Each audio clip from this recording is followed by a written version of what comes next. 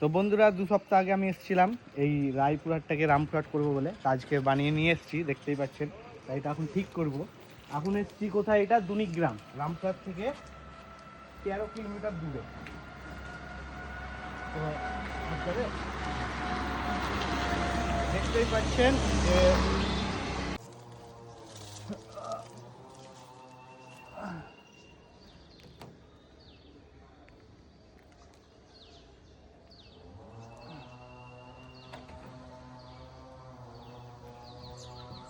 এবার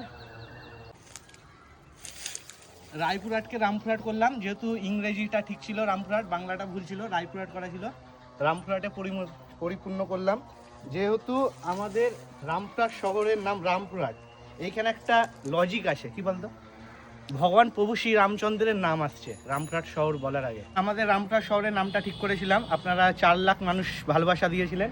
তো এক ভাই কমেন্ট করে এটা আমি ঠিক করে দিলাম। কারণ হচ্ছে আমাদের রামপুরহাট শহরের নামের আগে প্রভু শ্রী রামচন্দ্রের নাম আসছে, সেই জন্য আরও ঠিক করার উদ্দেশ্য এটা আমার। এই নামটা কোনোদিনই অস্তিত্ব মুছতে দেব না, ঠিক করে দিলাম। যদি আমার ভিডিও ভালো লাগে লাইক ও শেয়ার করে অবশ্যই পাশে থাকবেন। ধন্যবাদ।